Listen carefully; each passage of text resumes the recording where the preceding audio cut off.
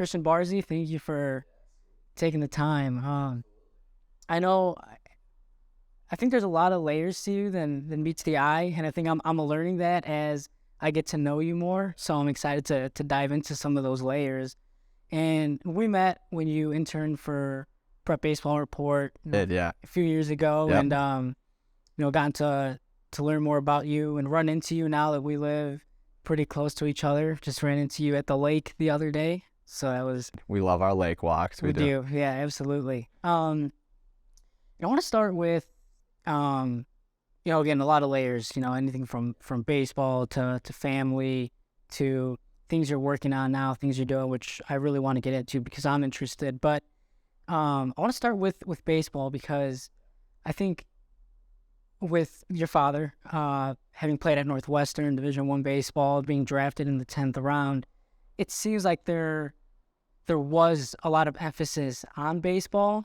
What was your upbringing like with baseball, your relationship with it, and how you got started with it? Yeah. I mean, we're a baseball family. My dad, I wouldn't say I didn't really have much of a choice. I was a baseball kid growing up, and I played a bunch of other sports too. But I remember from 3-4 years old, I was playing t-ball and coach pitch, and I just loved it. Like, that was what I gravitated to. And of course, I played soccer, basketball, football, did all that. And I do think it's super important to do all the multi-sport stuff. But yeah, definitely a baseball family from as young as I can remember. I just remember going to White Sox games and spring training games. And I remember funny stories of, like, we'd go to spring training games and there'd be like some of my dad's old coaches would be there and they'd be like, yeah, like I remember specifically the White Sox third base coach at the time.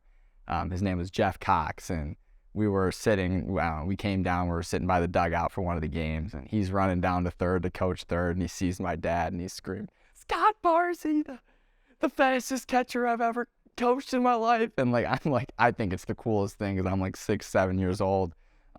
But no, like, baseball was instilled in me from a very early age. Obviously, my dad played it, my brother plays it, and we're all catchers, so it's just been a huge part of our family and a huge part of my upbringing. What was your earliest memory with baseball, good or bad? Because I think, when we're starting out in sports, sometimes we remember the most embarrassing moments even. But what was your first kind of distinct memory with the sport?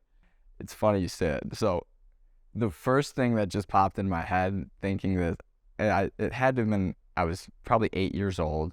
I was playing on the Oakland A's at the time. This must have been coach pitch or something like that. Or maybe it was like just after coach pitch. And I remember I was at second and whoever was hitting hit a single. And I'm like, oh, I got to score on this. And the third base coach like put his arms up. He's like, stop. And of course, I just blow through him, like, keep going, score. I thought I was the absolute coolest guy ever for doing that. And then I got reamed for blowing through the stop sign. But yeah, I don't know why that's the memory that came to my head right now. I'm sure there's plenty of other great or better memories. But yeah, I was probably 7 or 8 years old when that happened. So I guess that was my first memory of a coach really laying it on me a little bit. And so, growing up, really our parents are kind of our coaches in many ways. So even before you kind of got into like organized sports, not even baseball, just organized sports in general, what were some of the lessons that your parents taught you? Because even in baseball, right?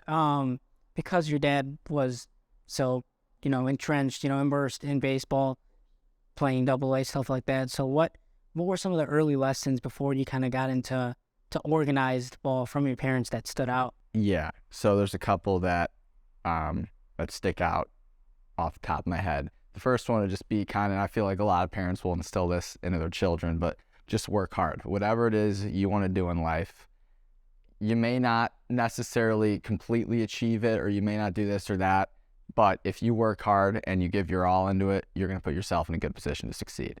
So definitely working hard, as generic as it is, I think it's a great lesson to learn. And also, not necessarily related to sports, but just be kind. General, just being a good person, being kind to people.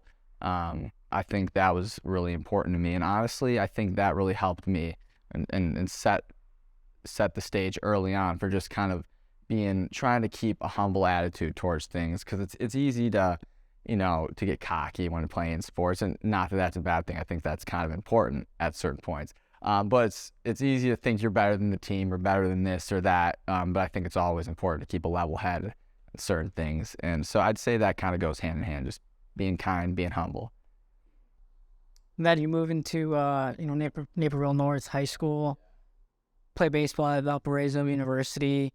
Really good freshman year, 2017, all Horizon freshman team. Hey, you're well researched. Absolutely. I love it. Yeah. I did the deep dive on you. Love that for you. And then you ran into some injuries. So taking through the timeline, again, a really good freshman year, and then on paper, because I didn't know you at the time, and on paper it looks like you kind of progressively, I wouldn't say played less, but almost played in like every game freshman year, and progressively. Let's be honest, I fell off a little bit as my career went on. Yeah. And it's so when I was in it was overwhelming, and it was a lot to take in just in general playing college baseball, and just experiencing the highs and the lows. So yes, going into freshman year, I had a great freshman year, and it was weird how, I guess you could say, my mindset shifted or started shifting as my role started to shift. So freshman year, I came in, and obviously kind of pressure's off. There's no pressure. You're the freshman. No one really expects anything of you. And I think I kind of came in with a chip on my shoulder, as I want to prove these guys wrong. 'Cause I come in, I'm probably 170, 175. I'm not huge. I'm not strong by any means. And I think right out of the gate, a lot of people are going to rule you out just based off of that, rightfully so.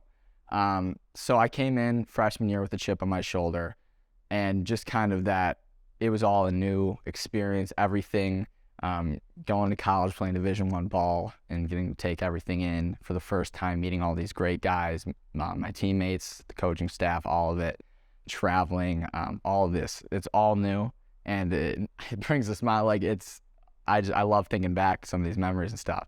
But yeah, freshman year was definitely the best year I had in college, because I think I came into it with the pressure off, and just with really the idea of have fun and just do it for yourself. And I think that helped me a lot. Now, as we started moving, I remember coming in sophomore year, and I had that, but I remember thinking, like, you're gonna have a bigger role. This is exciting. This is gonna be a great year. It's gonna be a lot of fun. Because I remember, like, early on, I looked at the schedule. We had Oklahoma on there. We had Alabama on there, Dallas Baptist, U of I, like all these schools. We had a really awesome schedule that year. But yeah, coming in, had a great fall sophomore year, and I would say things started to shift right before sophomore year started, the actual season started. For the first time in my life, I really started to experience like nerves surrounding baseball. Because up until that point, it had been more so, this is just fun. You're doing it for yourself. And that's what it's all about. Just go out there and enjoy the game you've been playing your whole life. And like I said, for the first time in my life, I remember like right before the season started, I'd be waking up the morning before practice or games, like kind of sick to my stomach, and I'd be like what's going on here? And I think there's these nerves, this anxiety that really started associating itself with baseball. So that as the season started, this was all new at this point. I'm trying to shake, and I'm like, what's going on? I remember first game of sophomore year, we're playing Alabama opening day. I'm in the 4. I'm hitting 4 as a sophomore, and just thinking, wow, this is awesome. Like taking this all in, the crowd and the energy and everything. But at the same time, I just could not shake these nerves, and that definitely was a pattern that continued on throughout the rest of my college career. Because, I mean, ultimately, you're 18 to 22 years old, 23 years old in this span. Not that I'm much older than that now, but even just a couple of years removed from college, I'm 25 now, and I can look back and be like, okay, like there's no reason for you to be taking these things so seriously or kind of putting yourself through mental anguish over a sport you love so much. So I think that was a huge part of why baseball, it just kind of started to unravel for me. And I remember talking with my dad, talking with my parents. I remember specifically we were in Arizona on a spring trip. I'd gotten off to a slow start on the year, and I was talking to them about just kind of the struggles and the feelings I was having. And I remember walking away from the conversation, like feeling like, okay, like this is, I'm back. I feel better. And I did go on like a little stretch after that, like 3 or 4 games where I had a great series, like had some great games, but ultimately kind of the theme, that nagging anxiety kept coming back. And that, I said it already, but that was kind of the pattern over the next couple of years. And then you couple that with, I tore my UCL right before my junior year. And I ultimately opted not to do the surgery because as much as I loved baseball, I knew there were things after baseball. I was at the point where, okay, there's going to be things after college that I really want to pursue and really want to do. And I'm not necessarily looking to do a 5th year. So I just rehabbed it and DH'd and played some outfield my last couple of years. But yeah, I know I touched on a lot of things over the last 5 or so minutes. If you want to ask specific questions there, and we can go a deeper dive. But yeah, I'd say between kind of for the first time in my life dealing with this anxiety around baseball and then the injuries kind of starting to pile up, I think that kind of led to an overall it just wore me down. The nerves, though, where does that, was that from external factors, or was that internally a feeling of, I can't compete at this level because you proved you could? So no, I've thought a lot about this over the years, and I think honestly the struggles and the failure at certain points in college have really helped me to grow, and they're some of the main things I learned from playing college baseball, the adversity and all of those things. But yeah, I'd say honestly, I think I started making it bigger to myself, where it was like, okay, I'm doing this for other people now. Because it was like, okay, I want to succeed for my buddies, for my family. I don't want to feel like I'm letting people down. And I think that started to weigh on me. And these are not like, this is not unique to me. I'm sure there's so many college athletes, so many major league athletes that are dealing with this exact same thing. But I just remember that started to get into me, and I'd have a bad game and I'd think to myself, God, like I'm letting my buddies down. Like, and then, yeah, the doubts start to creep in, and it's kind of an imposter syndrome where it's like, man, maybe this isn't for me, or maybe I'm not capable, even though I knew, like, you're going to war in your head. Like, I know there's one side of my head where it's like, shut up, dude. Like, you know you got this. And I'm generally confident there. But then there's the other side that has more of that self-doubt, and it's kind of trying to keep you down. So yeah, I'd say it was definitely more so external factors and just the pressure I was putting on myself that ultimately wasn't really there. That was kind of killing a competitive spirit that I had my whole life, and that I've kind of recaptured over the years, whether it be just in regards to athletics or more so other things going on in my life. So you touched on it. Those feelings maybe aren't unique. That there's a lot of it plays itself out in many programs, among even many players within programs across the country. So what would you tell players now at the age of 25, being able to reflect and look back? What are you telling those players that are feeling those nerves, maybe imposter syndrome? And you get a chance to talk to them. What are you telling them? Yeah, I mean, I definitely start with, you're there for a reason. Like, you went through the recruiting process. If you're at the point where you're at, if you're playing collegiate baseball, it's because you're good. It's because there are plenty of people and coaches who saw that in you. So I'd say believe in yourself, which is very cliche. It's easy to say because I know what it's like to go through it, and it doesn't matter who says what to you. But you just start with believe in yourself. You're there for a reason.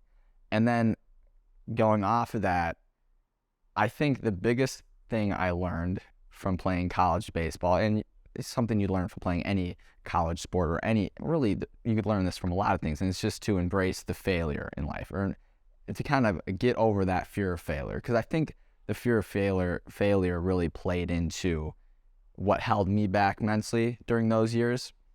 Because like I said, I didn't want to let people down. I didn't want to get out. And it's tough, especially with a sport like baseball, because failure is so ingrained in it. It is the foundation of it. It is, you have to learn how to fail. You have to learn how to get out with dignity and with grace, because you're going to be getting out a lot. Lord knows I know that. There were plenty of games where I was like, I don't think I'm ever going to hit the ball again. And it's like, you go home, you just have to wipe it. And then it's funny how baseball is, because then there's games where even though you're struggling, you go out there and you get 3-4 hits and you're like, I know it's in there. But yeah, I would definitely tell the most important aspect is just, you're going to fail, and you're going to fail a lot, and you're going to fail in very important spots. You're going to let people or let the team down in your head. But at the end of the day, you got your boys, you got your coaches, everyone's rallying around you. Everyone wants to see you succeed. Everyone's pulling for you. And it is the failures that are ultimately going to be more beneficial to you than when you hit a double or a home run or anything like that, because you don't really learn about yourself there. You learn about yourself when you strike out 4 times in a game, and you're sitting at the end of the dugout and you're like, I don't know what I'm going to do with myself right now. That's when you learn the most about yourself. And I would just really try to ingrain into a younger version of myself, to younger players, whoever it may be, learn to deal with the failure, and you'll reap the rewards of that. There's definitely data in failure. Like, there's actionable data you can use to propel yourself forward and be able to adjust and overcome whatever it is. Absolutely. But I saw how excited you got talking about, your teammates, the good times. What's a story you're gonna tell your kids, your grandkids about, some of those years? All right, I gotta think of a PG one.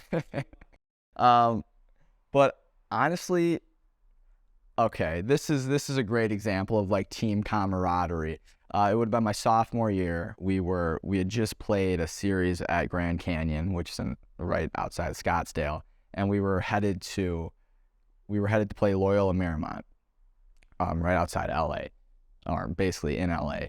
And this was during the height of the Fortnite craze. So that was going crazy. And I remember we're driving through the desert, and we have a PS4, PS5, whatever was out at that time, hooked up to all the TVs in the bus. And we have this one guy on the team playing Fortnite. So everyone's watching, like all the coaches were all locked in, like going nuts. And he didn't end up winning any games. He was really bad. Honestly, I don't know why we had him playing. But it was hilarious just watching the team pull for him. As we're driving through like the Arizona deserts, we got Fortnite playing. And like I said, this was right at the height of it. So like, if you win, it was a big deal. Like, it was the most important thing. Like, you were officially the coolest guy on the team if you won in front of everyone. So just thinking like moments like that, or like, here's another one. This one, if my coaches heard it, maybe they'd be mad. But I remember we were in Riverside, California, and for whatever reason, we were going through this like WWE phase on the team. So like, everyone was like, okay, we're wrestling, like just doing moves on each other. So we're in the hotel, and we have like the whole team in this one hotel room. Like, we have like 35 guys in this small hotel room. And me and one of my other buddies were having this wrestling match. We have like one of the guys on the team is a ref. We do like the walkout intros and everything. And like me and one of my best buds were just like absolutely throwing each other all over the room and on the beds and everything, just going nuts. And pretty sure I may have like tweaked something in that. I wouldn't say I was fine. But just crazy stuff like that, where it's just stupid. But you think back now and it's like, man, memories like that, just, it's more so about spending time with those guys and the experiences you have and just the jokes and all this stuff. where like I'm saying this, and if someone's listening, they're like, "That's the stupidest thing I've ever heard." But to me, it's like, wow, what a time that was. That's so it's so true because an upcoming episode is with former pitcher at the University of Richmond, and he says it doesn't matter if you have a one ERA or a 10 ERA. It doesn't matter if you're hitting 100 or 1,000. Like you're not gonna remember that. Like you're not gonna remember that years and years Yeah, down the line, and 5, 10, 20 years. You're gonna remember those, the Fortnite craze. You're gonna remember. craze, You're gonna remember Fight Night in Riverside. Fight Night in Riverside. God, yeah, that one did a number on me. That was like the most fatigued I've ever been in my whole life. I was like, what came over me? I don't know, but yeah, what a time that was. And you have a brother, Colin. The face of the Barczi family. The face, yeah. No, he's a great kid, and both personally, athletically. And what are you preaching to him? Like listening to this and listening to your experiences and your career, kind of really emphasizing the relationships and the fun moments surrounding the sport. Is that something you're really, because I think it's interesting coming from Colin. Now it's from your father to you to him. There's a lot of, I feel like there could be so much, like it could be almost overwhelming for him from a baseball standpoint, but I feel like that's maybe where you step up and say, hey, don't forget to have fun. That's the thing. As cliche as it is, don't forget to have fun. And of course I've told him all the cliche things, but honestly I feel like what he's taken away most from me, I'd say, because I don't want to necessarily speak for him, I don't know what he'd take away most, but just seeing me go through the process of playing collegiate baseball, and me being able to just talk to him about maybe the not as important things, not even necessarily baseball, just like the college experience in general. He's going off to Vandy in the fall, so just the small bits and pieces that he probably isn't even considering before practice, like the small things before practice, or preparing yourself for practice, or preparing for yourself mentally for a game, whatever it may be, or the weight room. I feel like it's stuff like that, as opposed to things like, oh, just don't worry about striking out, or you're gonna go get him, kid, have fun. It's like he'll tell me to shut up if I say that.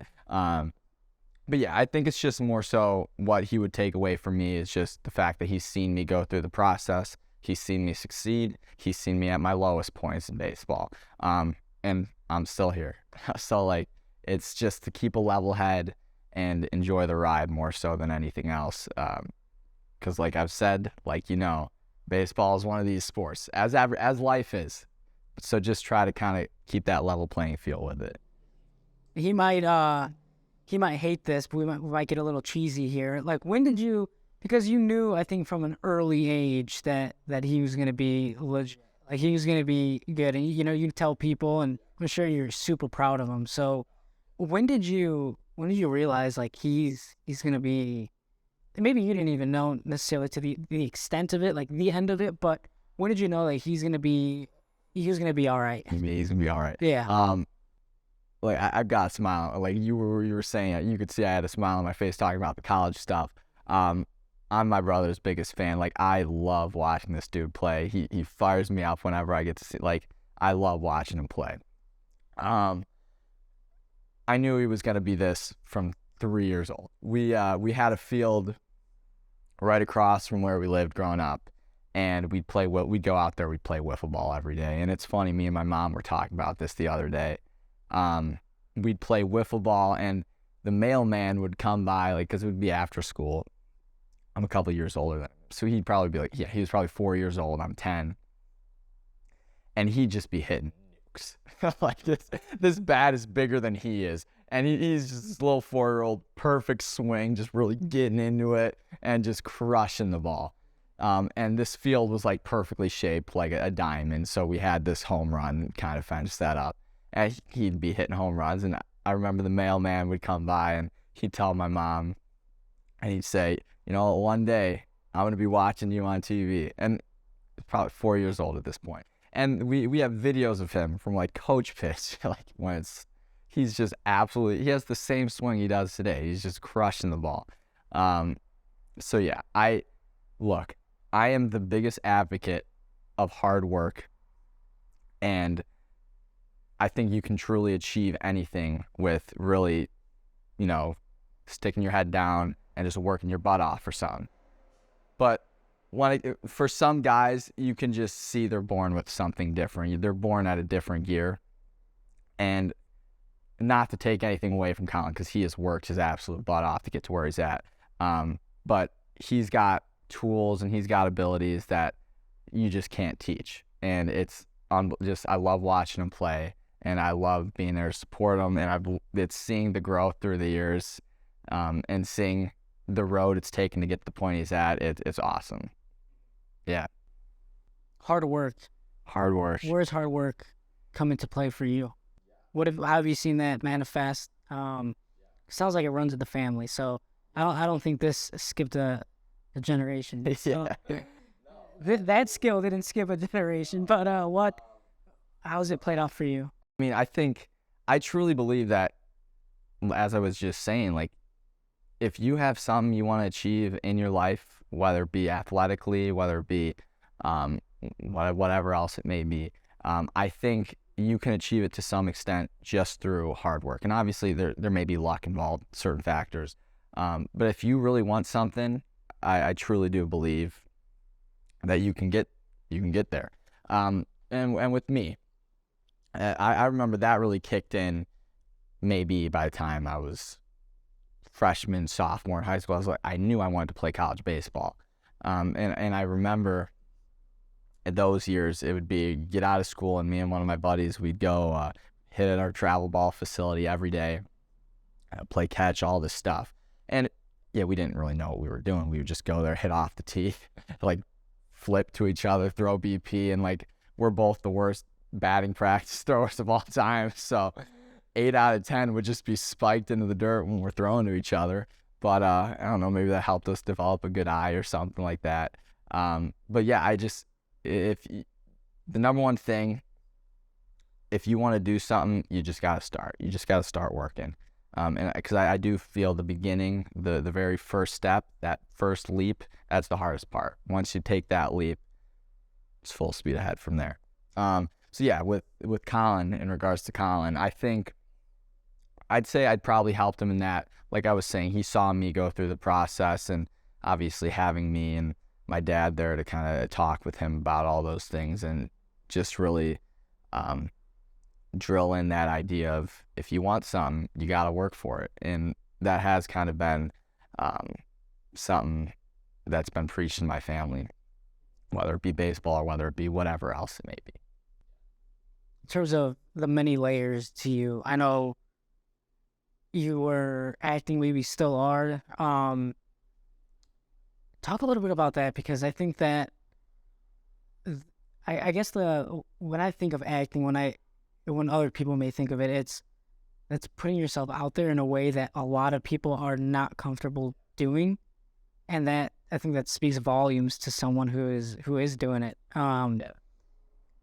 Just describe your relationship with acting and just being, I guess, confident enough to do it, because 9 out of 10 people probably wouldn't have that confidence, right? It's like karaoke, you're probably not going up alone unless you're, maybe Unless doing you're it with a friend. crazy. Yeah, exactly. You seem the type to do karaoke I have alone. done karaoke alone. Yeah. I mean, you're gonna get me started. I love karaoke. I'm the worst singer of all time, but man, I will crush karaoke. But yeah, so I talked a little bit about college baseball. Coming out of that, I definitely had this poor taste in my mouth where it was like, man, like I'm ready to move on, but I feel like I let myself down in regards to the mental side of baseball, which is obviously we know that mental side of baseball is such a huge aspect of it, and never really being able to face those demons head on, at least at that point in my life. But coming out of that, there were a couple things that I knew I wanted to do, and acting was one of those things that, growing up, it was always a passion of mine.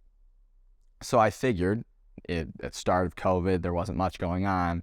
Like, all right, just throw yourself out there, put yourself into this whole new world, because it is such a different world from the baseball world. But also, there's a lot of things from baseball that you can easily transfer right over into acting that honestly I feel like gave me a little bit of a leg up right out of the gate.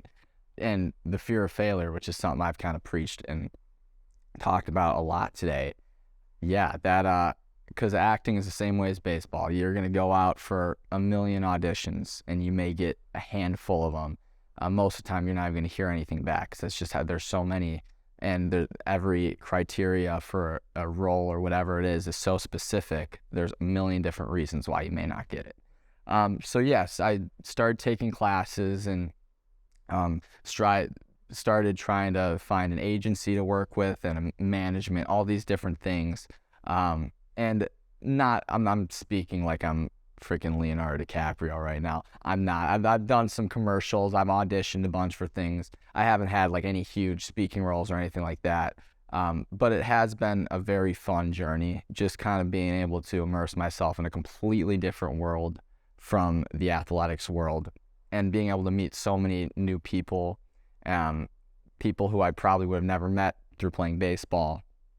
And I just feel like a huge thing for me my whole life is the idea of being well-rounded. I hate the idea of just playing a sport being like a jock or whatever. Like I want to be able to, if there's something I'm passionate about, I want to be able to experience that and put myself into it instead of just steering clear for whatever reason it may be. So yeah, it was definitely a leap of faith getting into acting, and it took a lot of, like, that's still like when you start going to auditions and you're in an audition room and you have to just do a scene or whatever, you have to remember lines and you have just like 5, 6, you have casting directors, you just have like just people in there just watching your every move. It's like, yeah, this sucks. This sucks. And like the first couple I did, I remember, and more than the first couple, like it's natural. You're going to get nervous when you go in there and there's a lot going on. But kind of like I was saying, things that I was able to take away from baseball, okay, the failure aspect, you're going to fail. Everyone's going to fail at whatever it is. It's how you kind of react to that. It's how you bounce back from that adversity. And also just coming out of baseball, like, I think I started to get a grasp on the idea that it's like, don't take yourself so seriously, man. Like, it's just be present, be in the moment, and just enjoy what it is you're doing instead of stressing over all these stupid things. So I think the failure of certain aspects of my collegiate career really helped to kind of mold that into my head of taking that next step forward and just being like, you know what? It didn't go exactly how you wanted it to go, but that's life sometimes. That's how it's going to go. I'm very proud of the fact that I played at Valparaiso and got to experience Division I baseball, even if it didn't go exactly how I wanted to. And I think I took a lot of really good stuff away from that, stuff that I'm going to have with me for the rest of my life, stuff that really shaped me into who I am today, and even in the acting world or whatever else it could be. There's got to be personality traits. Is acting something you're still pursuing? Yeah, I'm still auditioning and stuff. It's been a weird time definitely for acting because with COVID, a lot was shut down. There wasn't a lot going on. Auditions definitely started to come back. So there was a time over the last year or so where I've been doing a lot more than I was when I just started, which is naturally how it would go. But now there's a writer's strike going on in Hollywood, so that's gonna probably shut some more stuff down. But like, I love acting, and I hope maybe it could lead somewhere. I'm not looking to be some freaking A-lister, but just I think it would be super cool to look back one day and be like, oh, you did a couple roles here or there. But it's more so for me, just I have fun with it. I have fun, and that's that. I'm not really trying to do anything other than if more happens, great. If not, I'll work at it and I'll just enjoy it, and that's all I need from it. I think there's a lot of personality traits. You know, I don't think you start acting and then become confident. There's some level of confidence in order to pursue something like that because it's such an endeavor that, like I said, you are putting yourself out there. And what personality traits did you have that at least kind of propelled you to do that, or to try it and to continue to pursue it? Well, I think I've always been an idiot. I think I've done a lot of stupid stuff. I've been responsible my whole life, but I think I've always had a willingness to just be the guy to say something that like everyone's thinking and get like a cheap laugh out of it. Because it's like everyone's thinking it, but okay, I'll say it. And then it's like, all right, this guy's an idiot, but like, it was kind of funny. So I'd say I've had a little bit of that where it's like I'm not necessarily afraid to throw myself out there in that aspect. I don't want to preach like I'm super confident or anything like I think everyone's confident to a certain level and also kind of has those thoughts in the back of their head that aren't necessarily as the self-doubt and all that stuff, which is stuff that I deal with, which is stuff that everyone deals with. But I think it was more so just like I remember my senior year of high school, we did an orchestra dance. Me and a lot of my buddies did that. So it's just like, I was like a salsa dance. So we did that. That was a lot of fun. Like I've just always loved the artistic side of things, movies, performance, all that stuff. And I think a certain, like you've been saying, a certain level of just kind of willingness to put yourself out there is needed. So yeah, like I said, being the guy who says stupid stuff that other people wouldn't say, but also just kind of always searching for a new experience, or just something new to get involved in. And I think acting really gave me that after being dedicated to baseball for so long.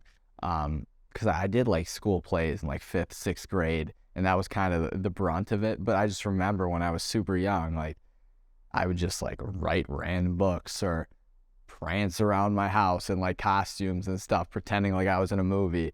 And I think that's what kind of drew me back to it after baseball, where it was like, okay, this is something you've loved. Give yourself a shot. At least put yourself in a position to see where it goes. If it doesn't go anywhere, then all right, so be it. But if it does, then well, great. It's just another challenge to tackle. And, okay, now that I say challenge, I think I've always been pretty competitive with myself. So I think that would be another aspect of it. Just like when you go into audition, it's kind of like a competition right there. Like, and not to say I'm necessarily competing against all these people. I kind of am, but like, and a lot, it's all great people. Like it's all people I'm friends with and stuff. And I know a lot of them, but it's more so just you want to put forth your best effort into it. It's like that self-competition, that self-drive where it's like, all right, go in there, give it your all. If you flop, whatever. And I've flopped plenty of times, but I've also gone and been like, you know what? I'm happy with myself there. Like that, you put forth a good audition, or you read some lines well. Like good job. So it's just, I guess that challenge aspect, that's something new that really, I don't know, just kind of drove me forward on that end. Yeah, that's so important. From, like you said, being a well-rounded individual. I look at Christian Barczi. If I didn't know you, I look at Christian Barczi and I see a guy who played Division I baseball. I see a guy who has bigger biceps than the last time I saw him, and so I think that's why I keep on saying that there's layers to you, and which I think is so important, and I think it's unique. It's something that you can preach to others, like you said, just be well-rounded, try things, like do things, put yourself out there, which segues nicely into another venture you're going into. And I wanna give some background on Chaotic, but I wouldn't do it justice. So yeah, why don't you tell everyone what that is? So Chaotic, it is the newest venture that I've kind of taken on, and I said a while back, there were a couple things I knew after baseball I wanted to kind of dip my toes in the water on. Acting was one of them, and another was kind of messing around with starting my own business or working with people to start our own business. So that's right after COVID. Me and my buddy and a couple of my buddies, we started working out pretty hard just because there wasn't much going on. The world was shut down, and we kind of developed this saying, this catchphrase. We would just say, embrace chaos, or let's get chaotic, or something like that. Just this idea of chaos, So we kind of carried that with us through COVID over the last couple of years. And at some point during the fall last year, we kind of got together and we were just like, you know what, let's start something here. Like, let's take this and like do something with it. And like, there were a lot of ideas thrown around. One of them being our pre-workout or whatever. I don't know the slightest thing about what it takes to mix chemicals to make a pre-workout. So we started this, and as we like started researching, we're like, what are we doing? They're like, I'm a communications major. Like, I'm not mixing chemicals here to make pre-workout. I was like, okay, maybe I think something more our level could be apparel and kind of starting our own clothing line. So it kind of morphed into that, and we started working on designs and started doing all that and researching everything, because we didn't know a whole lot about what it would take to start your own clothing line. And honestly, like, I wouldn't be able to do it without the guys that I'm doing it with. Like, they've helped so much, and they've done so much on their ends of just the research aspect of it. But yeah, there was a certain point where we started getting more comfortable with the manufacturing side of things, the design side of things, and the social media side of things, which is obviously very important in growing a business nowadays.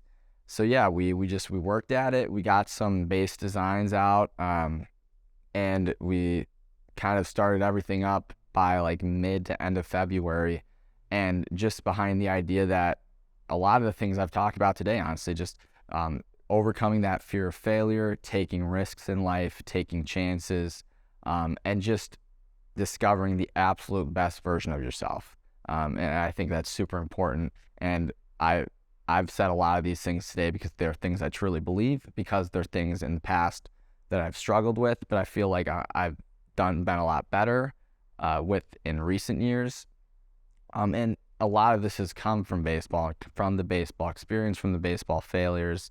And so, yeah, it kind of formed into Chaotic, which is the clothing brand that I'm working on right now and just trying to grow from the ground up. And as with everything else in my life, we'll see where it goes. I just tell myself, I'm sure something will click eventually. Man, it fires me up though, man. Like guys our age, like friends, trying things and starting things and launching things that, like you said, you don't know where it's gonna go, but isn't that the fun part? That's right? the fun part, exactly. Yeah, that fires me up, man. And like, everyone is so supportive. Like, the people in my life, you've got the shirt on right now. You don't know how much that means to me there. But just like, everyone's so supportive of it. And when you see that, and when you see that people want you to succeed, and it could have been anything. It could have been my own coffee mug business. It could have been my own stickers, like whatever it is. I don't know. People are going to be there pushing for you and pulling for you. They want to see you succeed. And yeah, and I think, going off of what I've learned from baseball, I kind of talked about how I was doing it for other people. And I think that kind of put a lot of pressure on myself, and in a sense that, like, I didn't want to let them down. I wanted them to be proud of me, because I cared so much about these people. We're now kind of transitioning into Chaotic. I see all the people, all my friends and my family supporting me in this, but it's more so I'm just content with where it's at, and I'm happy with how me and some of the other people who have been working really close with it, how we've been taking the steps to push it forward. And we don't necessarily need the affirmation from outside people, but you see it and you really appreciate it and you love it, because it's like, man, that's just it. It makes you want to just keep going, and it makes you want to keep taking those steps and taking those leaps with it. Yeah, no, you've taken a lot of words right out of my mouth just with starting their story, the podcast. Yeah. I mean, well, yeah, dude, it fired. Like, when you texted me like about doing this a couple months back, honestly, it was a while ago, and I was like, that fired me up. I was like, let's do it, man. Like, super happy for you, super pumped for you. And I appreciate that, and that's where I wouldn't blame people if they didn't want to do it. Like, I get it, it's new. I've been reaching out to some people that I didn't know, and it's like, well, no, who is this guy, like, asking me to be on his podcast? They're like 2 episodes in, but like, everyone I've asked has said yes, and that means a ton to me, because it's not for the episode. It's that they're trusting me, someone that they don't know, and sitting down and having a conversation with me, and that means a lot. And then on top of that, the content I'm putting out, I wanted this to be to go beyond sports, and I think you've helped with that too. It's you definitely have an athletic background, but you're building off of that background. Athletics has built a foundation for you to continue to live your life, and I think all of my guests have done a great job of that, and I've been getting like messages from people that I went to high school with, and it's like, man, like one guy messaged me and said, some of the clips you're putting out, like it's really helping me take a look at my life, be a better husband, be a better father, and that means and it, like you said, it makes you want to keep going. Yeah, absolutely, man. So it's awesome, and it's funny you bring up just like you're asking people to be on, and you kind of just got to go into it with like, what if they reject me, whatever, so be it. That's the whole thing. It's just you got to be okay with the idea of taking that leap, doing something completely new, and throwing yourself into it. And when I see people doing that, I respect the hell out of them for that, and I respect the hell out of you for taking this leap and taking this whole podcast thing and making it your own. And yeah, I can't wait to see where you go with it in general. Appreciate that. Give me a moment, or give me moments where you've embraced chaos before. Yeah. Like moment where I've embraced. Like there's a lot of them. I think we're honestly trying to avoid chaos maybe every day, but being able to embrace it and take it head on. Like what are some times where yeah. Okay, so something I've wanted to do my whole life is travel, which is something everyone wants. I'm not special for it. Like everyone wants to probably travel, see the world a little bit. But I had this like epiphany last fall where I was like, you know what? I've wanted to go to Yellowstone my whole life. Like, why am I not doing it? So I just picked up, and there was some planning. It was probably like a 3 weeks, 4 weeks in advance. But went on like a 10, 11 day road trip by myself and drove all the way out to Yellowstone and camped and hiked around, and went to a lot of national parks along the way and just kind of explored that part of the country a little bit, which is the part of the country I'd never been to. And initially, like, I was really nervous about going at it alone, but something in me was like, just do it, dude. You're going to love it. And I did. Like, it was an unbelievable experience. So then I went to Switzerland alone in February. I went to Switzerland for 8 days, and just explored the whole country, hiked in the Alps. And I know it's cliche, and I've said that a couple times this podcast, but like, I really did learn a lot about myself from just kind of going at these huge adventures just by myself, and being able to take in all the experiences and learn about me in general. So I'd say, though, that would be an example of me over the last year where I just kind of said, what, screw it, I'm going to do it now. Because, like, I've been wanting to do it, and there's no reason to not do it, so just do it. And I think whether it be traveling, whether it be taking on a new aspect in life, I think that's a mindset that I've really started to develop that kind of goes off the embracing chaos. Like, don't let the adversity, or don't let these big boogeymen keep you down. Face them head on, and you're going to find out so much about yourself, and you're also going to experience life in a way you've never done it before. That's awesome, dude. That's so well said. Yeah, it's been a fun year for sure. It's been a fun year. And hopefully many more fun times. Just launched your hat line. Yeah. So we're working on the hats. I've been doing promos. Yeah, I just put out a video with Colin. I've been trying to go get home and see as many games of his as possible. But when I got back, I was like, we gotta shoot something with you really quick. So yeah, the hats, we're working hard at those. We should be coming out with those in the next like week or so. And I've already put some promos out. But yeah, working on all that, and it's just it's fun, man. I think that's what life's all about. It's just, if you find something that you're passionate about, or something that you find enjoyable, just do it. Just do it, like, responsibly. I don't know.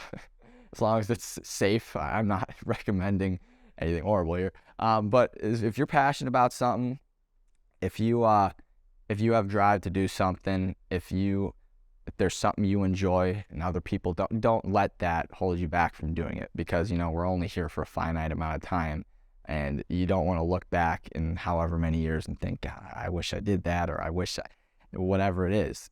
Just do it, and sure, maybe you'll regret it, but maybe you'll find that you discover a whole new aspect of yourself, or you find that risk took you somewhere that you would have never been taken without it. So one thing I keep going back to, which I've thought about a lot the past week, is the statistics. Something like the chances of us being born, like 1 in 400 trillion. Like we've got a shot, dude. Like we won yes. the lottery, man, and we get to do what we want with it. And that Absolutely. Thinking about that fires me up. And talking about passion, storytelling, I think I found it, man. I love storytelling. So thank you for letting me tell parts of your story. Again, there's so many layers to you, and there will continue to be. But I always end with one question, and it's what makes your story so unique, but also so relatable, so achievable for someone who wants to have an athletic career like yours, because you were successful. Any way you put it, you were. And you started your own, you and your friends have started your own, company, business, clothing line, pursuit of, acting. And that's something that someone can look up to, look forward to, something that other people want to do too. So, I think it's hard for people to hear that question and say, well, nothing I'm doing is that special. But when you really take a step back and look, I think everyone is doing something that other people want to do and shoot for. Yeah. No, I absolutely agree. I think everyone's got something. Everyone's got everything. Everyone is completely unique. So however they see something, or however they view the world, or whatever, when it comes to art specifically, everyone has a voice and everyone has a story to tell. And I truly believe that. And yeah, transitioning that back into kind of the athletics aspect of it. I'd say just for me, I wasn't necessarily born. I was just coming out of middle school, going into high school. I was just your run-of-the-mill baseball player. I loved it. I wasn't this 6'3", 220 kid that was just hitting bombs. I was this little 5'4", 5'5" kid who 100 pounds, soaking wet. And I had my spec goggles on. And I was on my travel team. I remember growing, I wasn't a great player, but I loved the game. And I remember when that flip switch where I was like, you know what, I do love the game, and I want to take it more seriously, and I want to work at it. And so I did. And I hit the weights, and I hit the whatever I hit a lot. I threw, I did all these things because I wanted to get better. And I'd say just the overall aspect of working at something, no matter how unachievable it seems, because it is achievable. And it's easy to tell yourself, don't even get started, because you're not going to do that, or you're not going to get there. I think, and I said this already, but the most important part is starting, is just taking that leap. Whether you want to learn how to play the guitar, learn how to play the piano, get yourself in front of a piano and just start banging away. Take a lesson, learn some of the foundations. If you want to learn to draw, just go get some freaking crayons and start drawing. Whether it be you want to play Division I baseball, spend a little bit of extra time every day. That'll make you just a little bit better, and build upon that, and just continue to build on that. And that's not just relevant to baseball, that's relevant to anything in life. And I think, yes, baseball completely shaped me into who I am today. The experiences that I've had, the lessons I've learned, the lows. I already said it. You don't learn much from the highs. You learn everything from the lows. And I had a lot of them in college. But being able to learn from that, I think, has really helped me get to where I am. And I wouldn't trade in that experience for anything, because I met some of my best friends. I met coaches who are some of my absolute role models. I got to travel the country playing baseball, and I got to learn lessons that I'm going to carry with me throughout the rest of my life. And yeah, maybe I didn't succeed to the level. Maybe I didn't hit 350 with 12 bombs. I didn't hit anywhere close to that. Maybe I didn't do that, but that's okay, because baseball, your athletic career, it doesn't define who you are. It's just a very small little tidbit that will probably shape all the other aspects of who you are. Yeah. Bars. So awesome. Man, hopefully I didn't say anything too stupid, guys. They're good. Is there anything we missed? Is there anything you want to cover? Man, I feel like we've covered a lot. I guess I already said I love watching my brother play. Like I guess if I could talk on that a little bit more. Yeah, go ahead. I mean, yeah. He's a stud. I'm his biggest fan, and I've told you before, like I remember telling some of the other PBR guys, he was probably 13, 14 years old at the time. He had just had like an elbow surgery. He was out for the season because he was born with some like cartilage thing that they had to take out. So he just had that, and I remember telling some of those guys, like, hey, just watch out for my brother. In a couple of years, he's going to be right there. He's going to be right up there. And yeah, he is still. And better, and more importantly than anything else, I've tried to kind of keep this a lesson in what I've been talking about. He's a great kid. He's a humble kid. He's a hard worker. And whether it be baseball, because baseball doesn't define him. Yeah, he's really good at baseball. But whatever it is he wants to do in his life, I think he's going to succeed at it, because he's coming at it with the right mindset. He's a good kid. He's a humble kid, and he's a hard worker. And I think, especially for the younger kids, you're like, okay, I want to play baseball. And everyone thinks like, oh, like I want them to think I'm so cool or think I'm a superstar. It's not about that. It's about the process of it, and it's just about being a good person and doing it because you love it. And if you don't love it anymore, that's fine, because no one's gonna think anything less of you just because you're not the baseball star that you used or whatever. And I'm just preaching at this point, but I'm so proud of Colin, and I know he's gonna do great things in whatever he does. Lord knows he's doing great things in baseball, and I'm super excited to see where the journey takes him over the next just couple months, honestly.